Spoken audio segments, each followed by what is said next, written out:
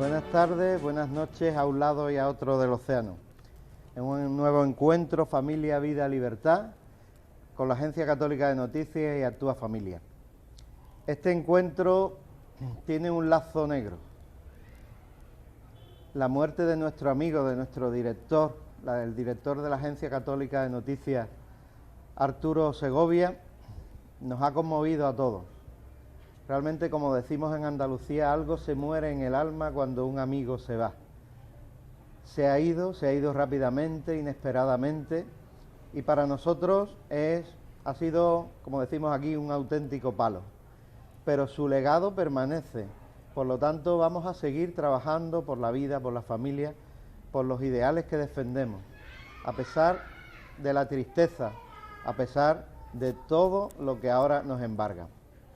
Hablaremos de Arturo Segovia, hablaremos de su obra, de su actividad, pero hoy estamos aquí para presentar una iniciativa en la que él tenía también mucha ilusión, en la que él quería apoyar como lo hacía con todo. Tenemos aquí a nuestra amiga María Herrera. Ella es sevillana, está veraneando aquí, estamos en un patio estupendo, aquí en familia, con algunos amigos nuestros que nos acompañan, y vamos a hablar de hispanidad, de la nueva hispanidad, del proyecto Actúa Hispanidad. María, buenas tardes, buenas noches, buenos días para todos los que nos van a oír, nos van a seguir en este encuentro. Yo quiero presentarte, y yo diría antes que nada que eres una amiga. Por eso eres asesora de Actúa Familia y nos ayudas, nos marcas el camino. Decir a todos nuestros oyentes que María, bueno, es doctora en Derecho por la Universidad de Granada, ¿no es así? Es abogada en España y en Estados Unidos, en muchos estados de Estados Unidos. Y es también una gran comunicadora. Muchos de vosotros la conoceréis porque está con muchos vivos en estado de alarma, televisión en España, y bueno, en muchas plataformas de comunicadores a un lado y a otro del océano. Yo admiro su capacidad de trabajo, de incidencia, de análisis, y bueno, simplemente hoy te tenemos aquí. Y háblanos de lo que tú quieras. Yo quisiera empezar, para que nuestros oyentes se pongan en situación. ¿Cómo ves tú la situación ahora mismo mundial, la situación o continental, ¿no? Más bien desde la atalaya en la que tú puedes hablarnos, como es tu despacho de abogada de inmigración allí en Miami. ¿Cómo ves tú los valores? ¿Cómo se están viviendo? ¿Cuál es la situación de Estados Unidos? ¿Cuál es la situación de Hispanoamérica? ¿Cuál es la situación a este lado del Atlántico? ¿Qué nos quieres decir? Bueno, en primer lugar, darte las gracias, Pedro, por organizar este encuentro de Familia, Vida y Libertad. Finalmente nos conocemos. Y desde aquí, bueno, mi más sentido pésame a la familia de Arturo. La verdad que ha sido una gran pérdida, una persona que nos ha ayudado tanto en los encuentros que hemos hecho alrededor, también organizado alrededor para proteger y defender la hispanidad. Hemos hecho como 4 encuentros en los que hemos invitado a hermanos venezolanos, a cubanos, peruanos, en fin, a todos aquellos que están siendo perseguidos, ¿no?, en sus países por defender esos valores de los que hoy vamos a hablar.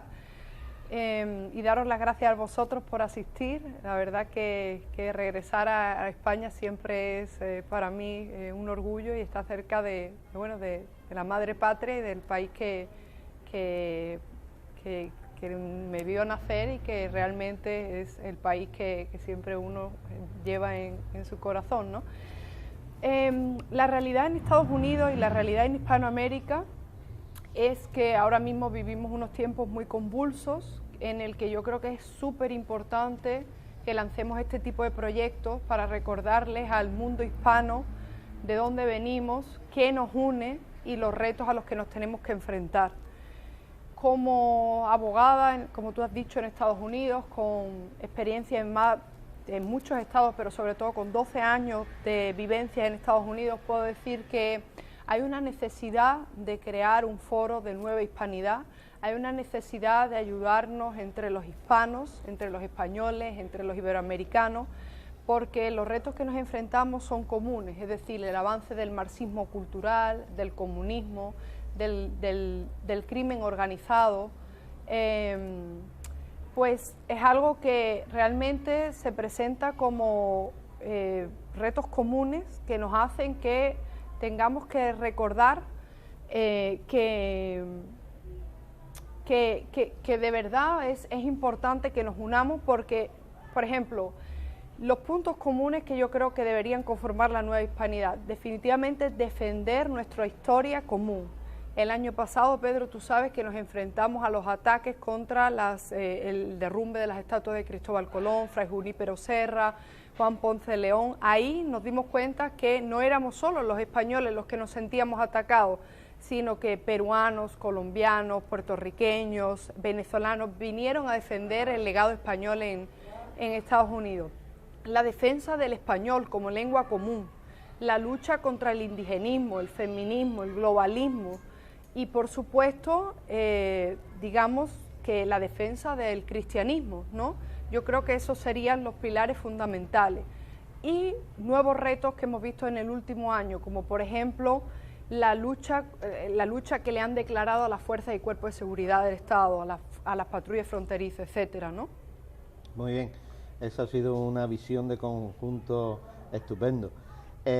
Yo, antes de meternos en más arena, quería preguntar, ¿quién es María Herrera? ¿Por qué se mete en estos fregados que decimos por aquí? ¿Por qué, pudiendo estar tan tranquila en tu despacho, con tanto trabajo como tienes, en fin, con tu familia, etcétera, por qué te metes en todo esto? ¿Qué hay en ti que te ha hecho dar el paso?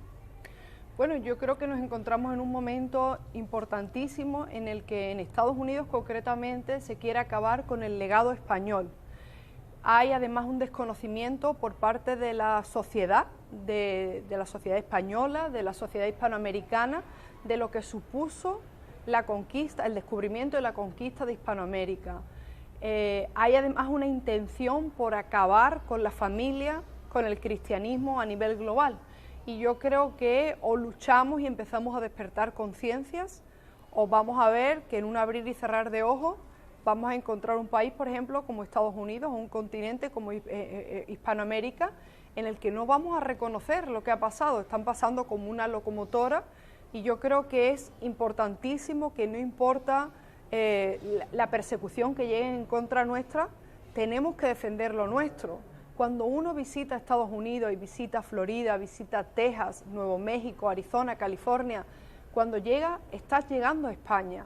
Y esto es difícil de entender para muchos hispanoamericanos y españoles que no han vivido en Estados Unidos. Pero cuando yo llegué la primera vez a Albuquerque, en Nuevo México, uno ve una exposición del Museo del Prado. Cuando llegas a Arizona ves que las principales autopistas están dadas a nombres de españoles. Las principales misiones, presidios, ciudades de Estados Unidos le deben el nombre a los conquistadores españoles, le deben su esencia. No tiene nada que ver la costa oeste con la oeste. California, los franciscanos, San Francisco, San Diego, es España. Y eso hay que decirlo así. Y además, sin pedir perdón, sin pedir permiso, hay que defender nuestro legado. Y además enorgullecernos porque fuimos los primeros que permitimos los matrimonios interraciales, en Florida fueron el primer fuerte en el que hubo hombres negros libres que buscaban cobijo en el Imperio Español.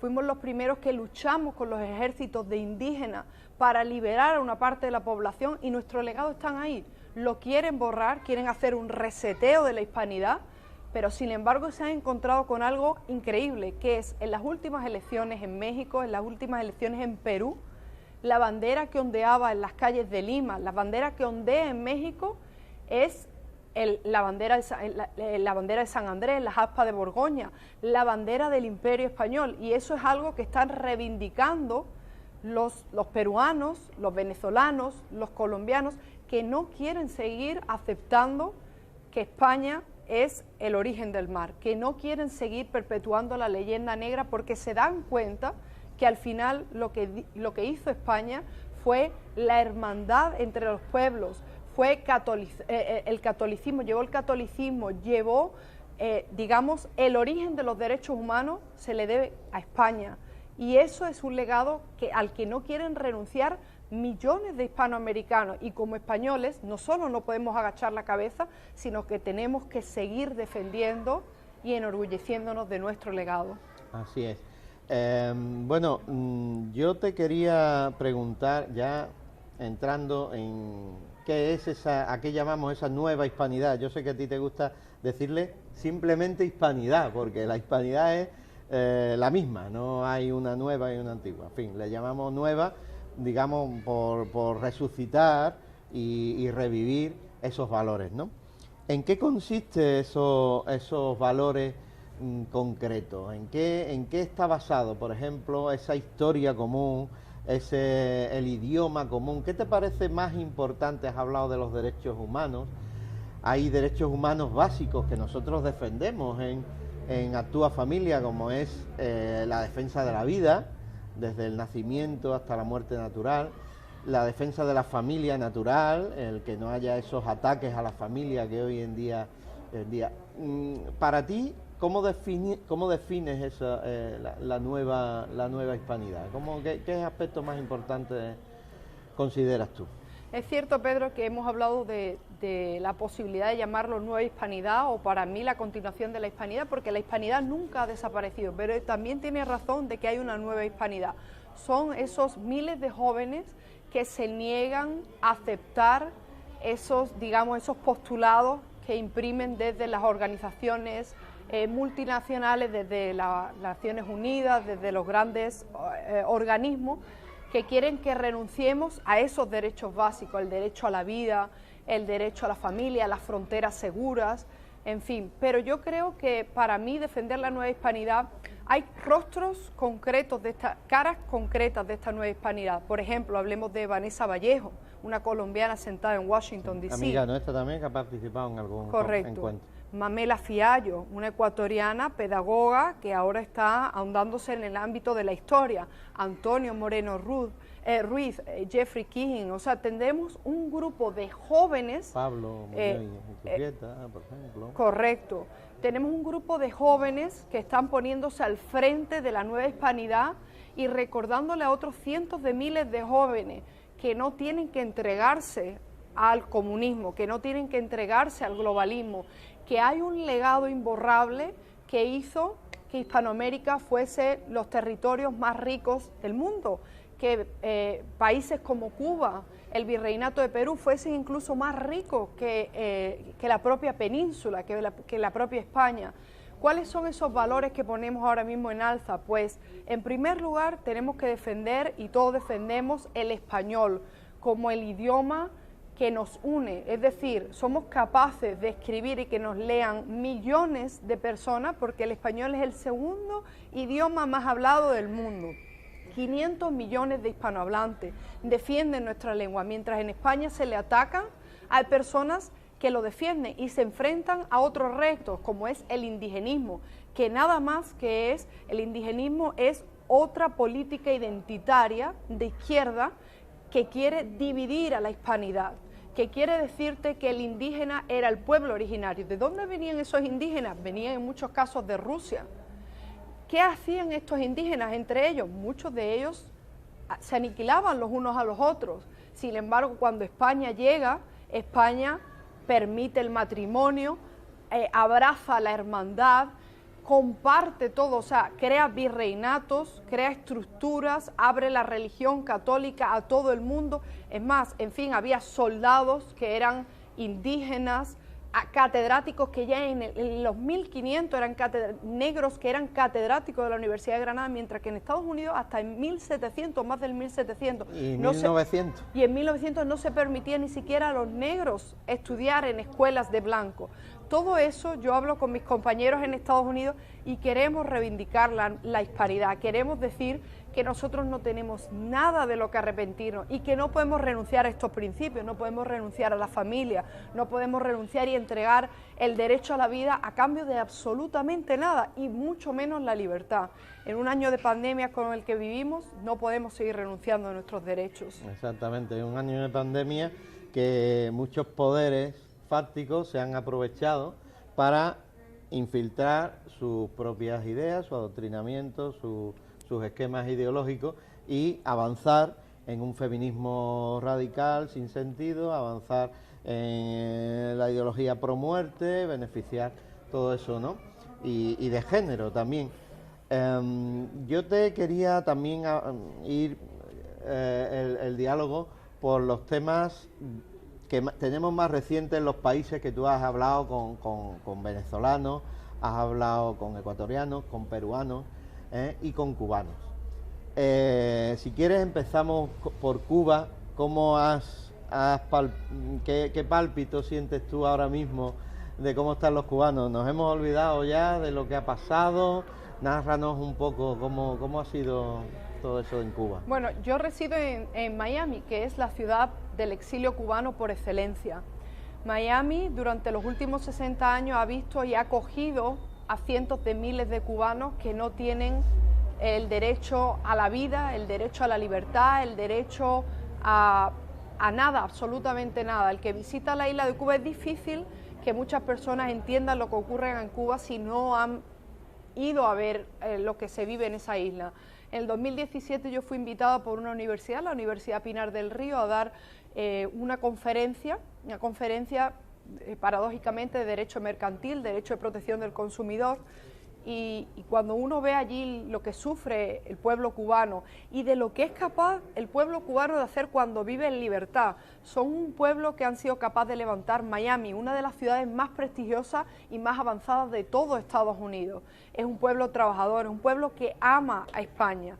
Entonces, que el resto del mundo abandone a Cuba o que dé por muerta a una isla que era, como digo yo, más rica incluso de España, que es una isla acogedora, que son nuestros hermanos cubanos, es una lástima. Estados Unidos, ahora mismo con esta administración, no tiene mucho interés en, digamos, llevar la libertad plena a Cuba. ¿Por qué? Porque eso supondría que perdería en primer lugar, digamos, el discurso que es de que no se le tiene que seguir metiendo presión a la dictadura cubana. Sin embargo, esto hay que desmentirlo. En Cuba no hay ningún bloqueo, en Cuba hay un embargo por razones humanitarias, no se puede negociar con personas que meten en las cárceles a miles de personas simplemente por pensar diferente.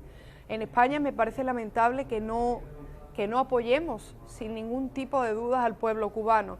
Entonces ahora mismo con Afganistán yo creo que Cuba ha pasado ya a un segundo plano, pero nunca hay que abandonar esa lucha porque realmente como mínimo se merecen el derecho a vivir en libertad, a tener internet, a poder denunciar las violaciones de derechos humanos y el pueblo español debería estar sin ningún tipo de reparos con Cuba, independientemente de lo que nuestros políticos opinan o hagan. Eso te iba a decir, que es un poco bochornoso para los españoles la actitud que han tenido ciertos políticos, ¿no crees?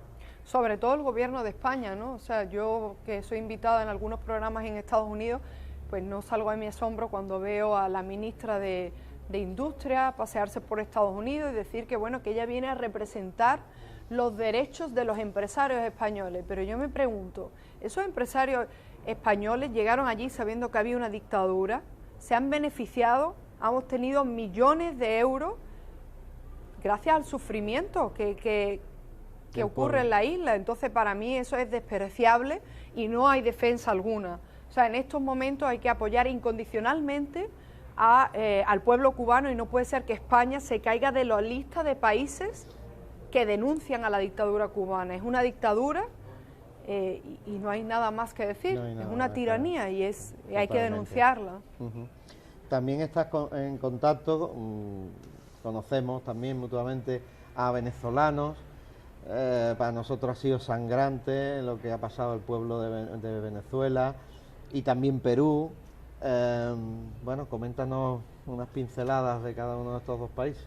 Venezuela estuvo en el ojo del huracán y fue muy apoyada, muy respaldada por la anterior administración de Donald Trump. De hecho, se reconocía a Juan Guaidó como presidente legítimo de Venezuela. El problema es la corrupción. En Venezuela la oposición ha recibido millones de dólares para, en primer lugar, llevar la ayuda humanitaria al pueblo venezolano. Ese dinero se ha perdido en gran parte. Lo que vimos en Cúcuta, en la frontera entre Venezuela y Colombia, fue algo que nadie entiende. Solo puedes entender que la oposición pactó con el régimen usurpador y pactó con ciertos operadores que le dijeron que tenía que bajar el volumen, que no podían seguir permitiendo que el pueblo de Venezuela se levantase, y vemos un pueblo desnutrido, un pueblo además en el que impera la violencia, y por desgracia Venezuela no ha pasado a un segundo plano, ha pasado al último plano de nuevo. Los diálogos que se están manteniendo en México son nefastos, o sea, llaman por la cuarta ronda de negociaciones entre el régimen usurpador de Nicolás Maduro y la falsa oposición, porque hay que llamarla como es. O sea, no se puede negociar con tiranos, la única solución es pedir cuándo y cómo van a salir del poder. Mientras haya miles de personas torturadas, mientras los jóvenes se les dispare por ir a manifestaciones en las calles. Yo soy abogada de inmigración y defiendo a muchísimos venezolanos que vienen diciéndote cómo las fuerzas y cuerpos de seguridad van a matarlos a las universidades. Creo que abusaron de la buena confianza de la administración de Donald Trump, creo que infiltraron a la administración de Donald Trump, creo que los interlocutores que eligieron fueron nefastos, personas que lo único que querían es beneficiarse del dinero que Estados Unidos enviaba a la oposición, y eso es algo que yo denuncio porque creo que en Estados Unidos si algo falta es mucho más hispanos en puestos clave.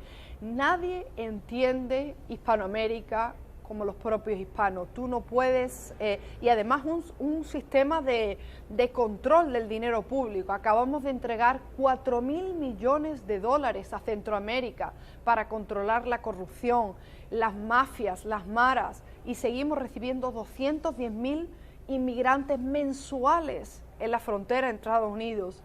Es un descontrol absoluto. Y creo que Estados Unidos no entiende realmente cuál es el problema de Hispanoamérica, y tampoco pues parece ser que haya un acuerdo bipartidista para controlar y rebajar las violaciones de derechos humanos y derechos civiles que se producen en la región. Y Perú, por supuesto, Pedro, ha sido por desgracia la última pérdida de un dique de contención. Perú ha sido... Yo lo he visto de forma sangrante porque Castillo se presentaba como cristiano, como supuesto defensor contra el adoctrinamiento, pero hemos visto claramente que es un peón más del movimiento neocomunista, ¿no? Neomarxista. Exactamente. Castillo apareció de la nada, es un títere de Cerrón, ¿no? Que es un abierto marxista-leninista que además apoya a la dictadura cubana, y hemos perdido un país que era un dique de contención contra el comunismo. Cuando yo viajé hace 3 años a Perú, rápidamente con las personas con las que hablé les dije, Perú va a caer, porque cuando uno encendía la televisión es como encender la televisión en España, 99% de propaganda de la izquierda, los valores, a los jóvenes solo se les enseña los valores de venderse al mejor postor, las mujeres cada vez con menos ropas, se declara la guerra al cristianismo, al catolicismo, se le tacha de retrógrado. En fin, han hecho un trabajo a nivel de universidades y a través de medios de comunicación que ahí está el resultado.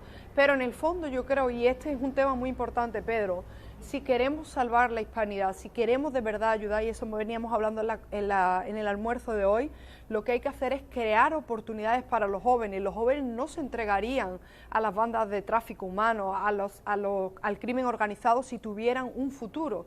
Pero ¿cuál es el futuro de un salvadoreño? ¿Cuál es el futuro de un hondureño? ¿Cuál es el futuro de un peruano, de un venezolano? Absolutamente ninguno, porque la corrupción es un cáncer que está enraizado y a la vez de la que se aprovechan los cubanos, los nicaragüenses, o sea, los comunistas. Y eso es algo que hay que atacar, y tenemos que crear una organización contra la corrupción y copar las organizaciones internacionales para llevar las denuncias a nivel civil. Una pescadilla que se muerde la cola, ¿no? Sí. Yo lo veo claramente, ¿no? Se crea un caldo de cultivo, como tú dices, de corrupción, los jóvenes no ven solución ninguna y se entregan a estas ideologías, a esta radicalización. Bueno, yo lo veo también en España, sin tu visión, aquí en Cataluña, por ejemplo, en el País Vasco, etcétera, ¿no? También te quería preguntar sobre Estados Unidos. Llevamos unos meses de la administración Biden. ¿Cómo ha sido? Tú viviste la campaña, la noche electoral. Teníamos un presidente que yo creo, para mí, nosotros desde Actúa Familia lo apoyamos claramente, porque ha sido el presidente que más ha sido pro vida de toda la historia de Estados Unidos, de forma valiente. El único presidente, Donald Trump, que personalmente te puede gustar o no, pero que sí, que ha estado en la gran marcha pro vida a Estados Unidos, desde Washington, y ha hecho, bueno, le ha cortado el beneficio a Planned Parenthood, a las multinacionales abortistas, etcétera, etcétera, etcétera. Bueno, ¿cómo lo ves tú? ¿Cómo lo has vivido? ¿Cómo viviste ese pucherazo, entre comillas? No sé, ¿qué piensas? La administración Trump despertó las conciencias de miles de ciudadanos. Al principio mucha gente lo acogió con rechazo porque era una persona y es una persona que no tiene el filtro. Lo que él ve lo dice, lo denuncia, lo que a él le informa lo saca a la luz, y eso es algo que no le gusta a lo que le llaman allí el establishment, que es decir, los políticos de carrera que llevan 20 y 30 años en Washington, las personas que viven de los chiringuitos, que allí también se viven de los chiringuitos. Pero por desgracia estamos ante la peor administración, yo creo que junto con un par de ellas, de los Estados Unidos. Es un presidente de Estados Unidos ahora mismo carece de liderazgo. Es una persona que además ya tiene un estado evidente, es una persona que no puede concatenar varias frases, que no sabe dónde está, que no lo dejan, le cortan el micrófono cuando es el turno de preguntas y respuestas, porque no, yo creo que más tarde que pronto será inhabilitado. Pero la situación de Estados Unidos... Que eso es lo que nos preocupa, que claro, sea Kamala la que tenga... que es mucho más radical todavía, ¿no? Sí, Estados Unidos ahora mismo vive unos tiempos de incertidumbre, una administración que ha creado la peor crisis inmigratoria de los últimos 21 años, según los datos solos que ellos dan a la luz, que pueden ser muchísimo peores. Estamos recibiendo más de 200.000 inmigrantes mensuales en la frontera. Han decidido detener el control de entradas por ahí, por esa frontera donde yo trabajo, en los estados fronterizos como México, Nuevo México, Texas y Arizona. Entran muchísimos narcotraficantes, entran terroristas, entran personas que han cometido y que van a reincidir violaciones a menores, son personas que han formado parte del grupo de las maras.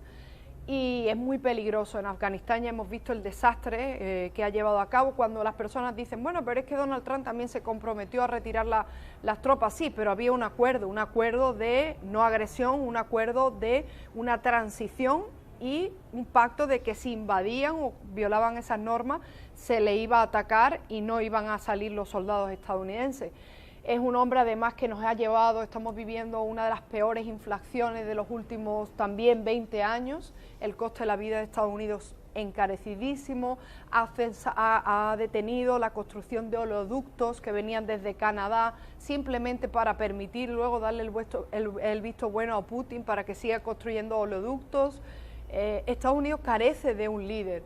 En el 2022 tenemos elecciones a medio término que se llaman, en el que yo creo que los conservadores van a recuperar el control por lo menos del Congreso, del Senado, y a nivel regional, gracias a Dios, yo vivo en un estado como es Florida. En Estados Unidos tenemos dos estados ahora mismo eminentemente conservadores, Florida y Texas, y es fundamental porque son los estados en los que vives con mayor libertad y respeto de los derechos civiles, y es muy preocupante porque si cae Estados Unidos, tengan por seguro que van a caer otros países, pero lo más lamentable y al hilo de lo que tú estás defendiendo es que esta administración no solo está financiando, por ejemplo, el aborto en Estados Unidos y potenciando organizaciones como Planned Parenthood, está retirándose de políticas como Mexico City y está financiando el aborto y presupuestando para que... Explica eso de México. Exactamente, son políticas en el que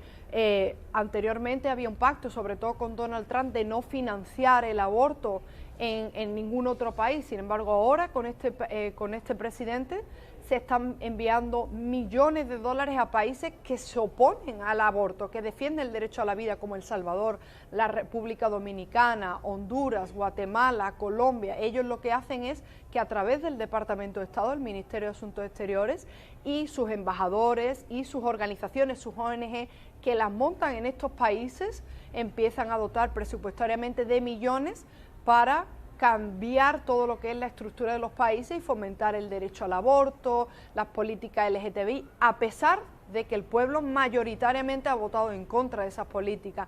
Por lo tanto, es una forma de influenciar negativamente y de romper con Hispanoamérica. Exactamente. Yo te quería preguntar, para dejar alguna pregunta del público, ¿qué se puede hacer ante todo esto? Hemos planteado la iniciativa Actúa Hispanidad, que bueno, trataremos de plantear iniciativas, trataremos de plantear campañas, haremos concienciación de la opinión pública a través de vídeos, de temas, no solamente históricos, que sí que es importante la historia, recuperar la historia, situarnos en la verdad, ¿no? Ninguna batalla se ha ganado con falsedades, con triconear, sino con la verdad. La verdad se impone por sí sola, ¿no? Y tenemos que estar orgullosos de nuestra historia. Yo vengo de Toledo y bueno, y ahí es el corazón de España, ¿no? Yo me he quedado sobrecogido. Yo he visitado la Catedral de Toledo, de verdad, con los pelos de punta, porque que los españoles hayamos hecho cosas tan grandes, ¿no? Era el corazón del imperio, pero no un imperio militar, sino un imperio cultural. Totalmente. Un imperio de valores, algo que comenzó con la fe de nuestros padres, con la fe de los visigodos, con la fe de Pelayo, y después retomó una santa para mí como es Isabel la Católica. O sea que realmente ahí, en el transparente de Toledo, donde está la custodia de Toledo, la custodia de Arce, ¿no? Que se forjó con el primer oro que trajo en su cofre Cristóbal Colón, pues es todo un símbolo, ¿no? Se llevó la fe allí. Y ciertamente, sin caer en ningún piadoserismo ni nada de eso, no sé cómo decirlo, pero sí que es verdad que cuando cae la fe en un pueblo, caen los valores y avanza el aborto, avanza la eutanasia, y lo estamos viendo en España, ¿no? ¿Qué planteas tú para hacer? ¿Cómo podemos actuar? ¿Qué es importante para ti que hagamos? Yo creo que en primer lugar deberíamos de hacer un consejo, ¿no?, de hispanos influyentes, hispanos con capacidad de influir, hispanos que se encuentren en los principales puestos políticos, empresariales, de lobby, de capacidad de realmente cambiar la balanza. Paréntesis, cuando dices hispanos, dices personas con los valores hispánicos, con los valores... Correcto, o sea, exactamente, hispanoamericanos que estén de este lado, que defiendan los valores, primero que defiendan el legado español, porque cuando muchas personas que creen ser conservadores, pero en el primer momento se te quiebran cuando es la defensa de la hispanidad, del legado de España, ya sabes que no están de nuestro lado. En segundo lugar, valores y principios como familia, vida y libertad, pero en tercer lugar, son personas que ahora mismo estén dispuestos, valientes que estén dispuestos a dar la cara. Ya sabemos que hay muchísimas personas que por su compromiso en el trabajo, por la dependencia de un organismo estatal, por el dinero, las donaciones que reciben, no quieren y no pueden dar la cara. Pero hay muchos otros que están dispuestos a dar su vida y a poner el pecho para defender cosas tan importantes como lo que tú acabas de ensalzar, ¿no? Y yo creo que hay que conformar un consejo. En segundo lugar, tenemos que organizar y dar cursos e incluso montar una universidad en Estados Unidos, una universidad hispánica, hispana, para empezar a educar a los futuros líderes. En tercer lugar, tenemos que retomar los medios de comunicación. En Estados Unidos solo hay 2 medios de comunicación, Telemundo y Univisión, con capacidad de influir y están completamente del ala izquierda o extrema izquierda, emitiendo, o sea, juicios de valores contrarios a los que los hispanoamericanos hemos recibido en nuestra casa, pero que eso con el tiempo va calando y hace que, pues que hayamos perdido varias generaciones. Y en última instancia necesitamos más políticos que escuchen lo que está diciendo el pueblo, lo que quiere el pueblo, no lo que a ellos les interesa, no llenarse el bolsillo. Y yo creo que con esos, por lo menos sembrar en esos aspectos. Y en último punto, para mí fundamental, y sobre todo al hilo de la visita que hemos hecho hoy, tenemos que convertirnos en defensores de nuestras fuerzas armadas, fuerzas de seguridad, nuestros ejércitos. Tenemos que devolver la moral a nuestros militares, a nuestras policías, porque están hundidos. Jamás se había visto en Estados Unidos lo que se vio el año pasado. La policía arrodillada, la policía atacada, la policía contra la pared. Y quien dice Estados Unidos, dice España, y tenemos que recuperar el respeto. Si no lo hacemos, como tú dices, desde el punto de vista de, o sea, yendo con la religión por el frente, hay que encontrar otro camino y que la gente vuelva a donde empezó todo, como tú dices, a esa capacidad de evangelizar, de creer los unos con los otros y en ese mestizaje cultural y es lo más importante. Ajá. Bueno, no sé si ya podemos hacer alguna pregunta que yo repetiré para que se oiga bien en la... Bueno, antes que nada, muchísimas gracias a María por su interesantísima exposición, interesantísima que se queda corta en el tiempo. Bueno, muchas cuestiones se me vienen a la cabeza, pero alguna curiosidad en particular. La cuestión de la eutanasia, ¿cómo está regulada a nivel nacional o en cada estado federado en Estados Unidos? Eso por un lado. Luego ya dijo, o sea, la eutanasia sí hay posibilidades. Sí, no sé si repito yo la pregunta. Sí, nos preguntan sobre la eutanasia, ¿cómo está regulada en Estados Unidos? Perfecto. Bueno, en Estados Unidos el gobierno federal tiene los poderes muy limitados. Es decir, en la mayoría de temas importantes en Estados Unidos, los estados son los que tienen la capacidad de regular. De hecho, el gobierno actual viola la separación de poderes y viola lo que se llama así la supremacía, ¿no? La cláusula de supremacía, porque intenta gobernar para todos los estados y estos se resisten. Es decir, que a nivel estatal es exactamente donde los estados pelean estas cuestiones y regulan estas cuestiones. Entonces, cada estado es un mundo. Florida no tiene nada que ver con Alabama, a pesar que sean vecinos, ni Texas con Oklahoma, y hay estados muy liberales y estados que hemos perdido completamente. Por ejemplo, el estado de Nueva York, completamente tomado del lado de la izquierda, de la extrema izquierda, del comunismo, California. Entonces, cuando uno va a mirar cualquier competencia que no sea las fronteras seguras, los impuestos y las relaciones exteriores, y todo lo demás le corresponde a los estados regular. Y si vamos a mirar ejemplos de estados más conservadores ahora mismo que están resistiéndose al tema de la eutanasia, al aborto y a todas estas medidas extremas también en materia de LGTBI, podríamos mirar estados como Oklahoma, Alabama, Ohio, que luchan porque ese tipo de política no pasen. Entonces siempre uno tiene que ir mirando por los estados y a nivel del Congreso y el Senado estatal. Después también en Estados Unidos es muy importante entender también que a nivel judicial, tú que eres también abogado, a diferencia de lo que pasa aquí, que aquí tenemos el Tribunal Supremo que sí sienta sentencia, sienta precedente, pero allí tenemos los distritos federales en los que un juez en Georgia, si hay un distrito federal que es Georgia, Alabama y Florida, lo que diga un juez de distrito federal en Georgia también afecta y es vinculante a Florida. Pues, en definitiva, lo que te quiero venir a decir con esto es que hay un conflicto constante porque el Poder Judicial o el sistema judicial de Estados Unidos a veces incluso avanza mucho más rápido, le pisa el pie al legislativo.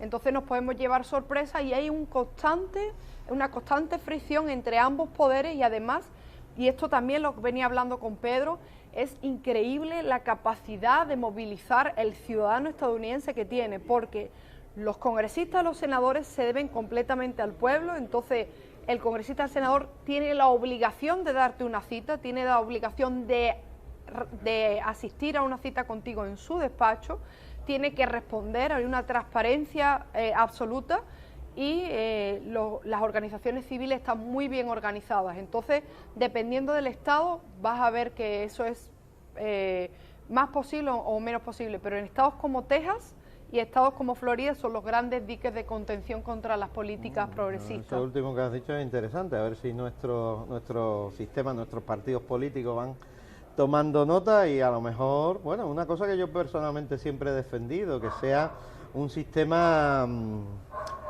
electivo, directo, ¿no? Que Sí. sea por lo menos una parte más directa, ¿no? De que nosotros elijamos a nuestros representantes y si de un partido me gusta este porque defiende los valores, pero el segundo no, pues voto al primero y el segundo lo voto de otro perfil. Exacto, es que Una cosa allí más son directa, listas abiertas, no son listas exactamente, cerradas. listas abiertas, bueno. Pues muy bien, ¿alguna pregunta más? Pablo, adelante.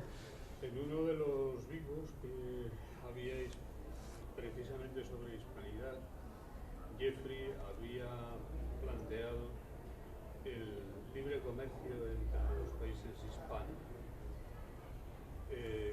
como medio de intercomunicación y de eliminación de barreras.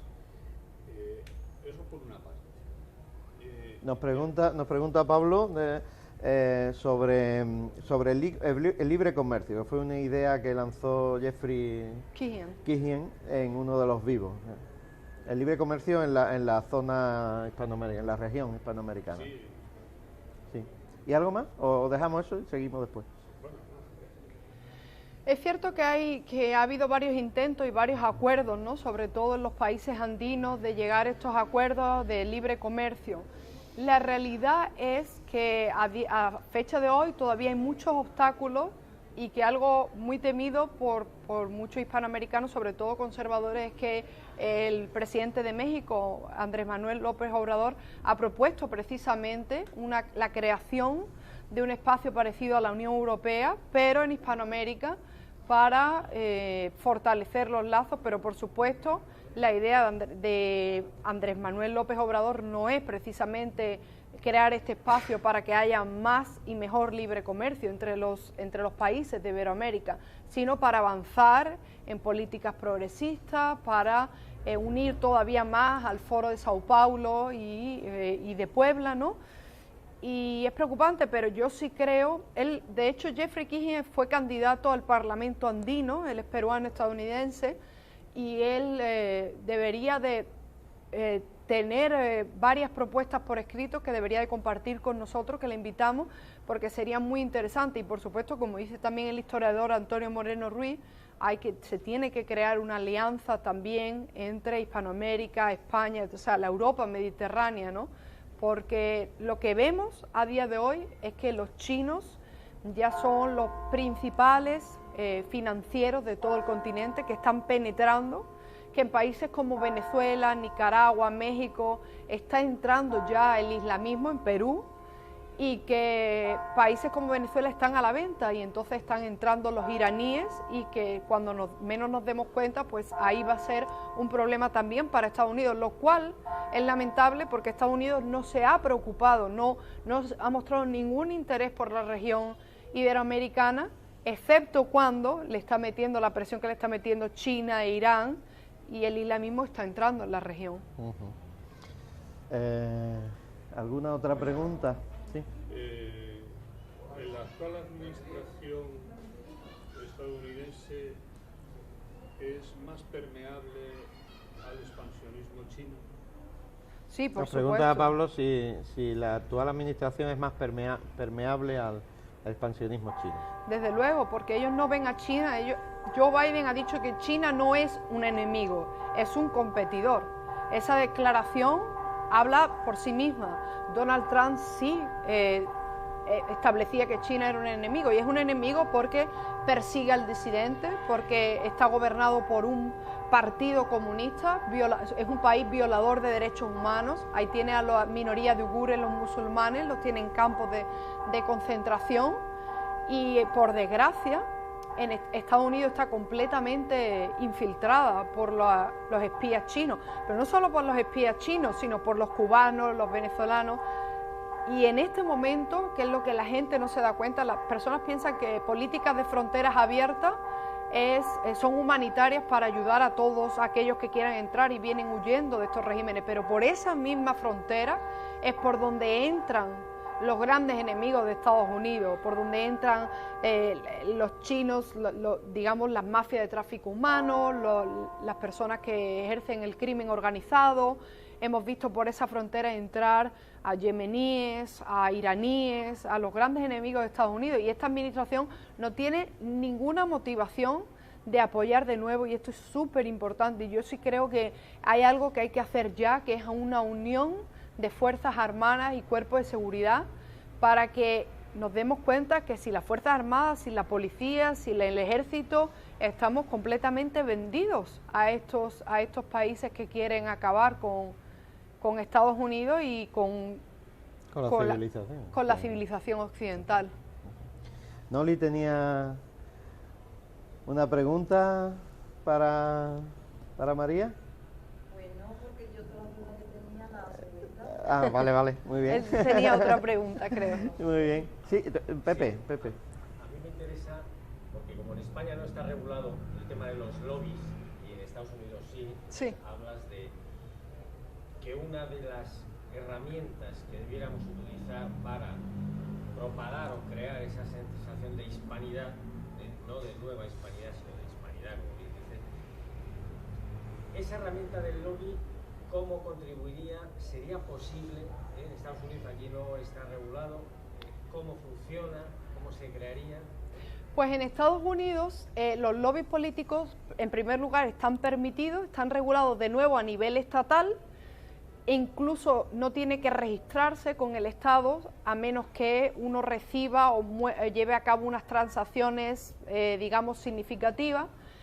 El lobby más común y el lobby que además estamos conformando ahora, que me parece muy importante, es a través de organizaciones sin ánimo de lucro, en el que se pueda recibir donaciones de muchos miles de dólares, en el que individuos, candidatos a presidente, senadores, representantes, empresarios puedan donar, y como organizaciones sin ánimo de lucro influir a través de ¿qué? A través de llevar a cabo programas en medios de comunicación influyentes.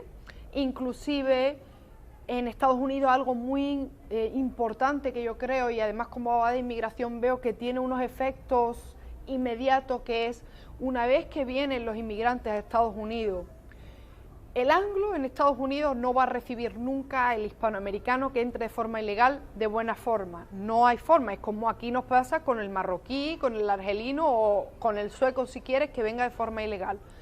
Entonces, cuando el hispanoamericano entra de esa forma, entra de forma ilegal, el Partido Demócrata, la izquierda, quiere legalizarlo rápido porque cree que dándole documentos van a votar por ello. Pero está demostrado, y eso ya lo decía Ronald Reagan, que el hispanoamericano que llega a Estados Unidos por naturaleza es mucho más conservador que el estadounidense, que lleva años en esa progresía, en el liberalismo. Entonces, ¿qué pasa?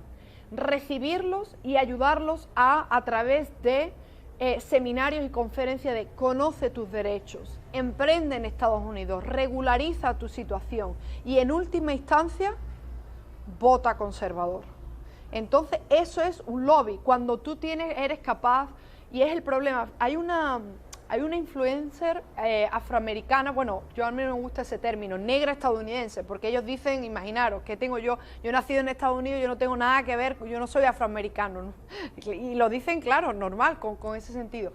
Hay una negra estadounidense que se llama Candace Owens, que es una conservadora muy joven, muy bella, que ella con Donald Trump pasó de ser una joven de izquierda, y Donald Trump la convenció, y ella se ha convertido en un azote de la izquierda estadounidense, y ella dice, y tiene toda la razón, que ella ahora mismo está despertando las conciencias de muchos negros estadounidenses para que se den cuenta que la izquierda lo único que quiere es colectivizarlos y que seguir esclavizados y seguir tratándolos como una manada de personas y que voten esas políticas que no les llevan a nada. Para que os hagáis una idea, en Estados Unidos se les da muchísimas ayudas a las madres negras solteras, por eso las mujeres nunca se casan para recibir dinero del gobierno, y eso que hace la ausencia del padre en la familia, y eso que conlleva la delincuencia del hijo, de muchos hijos de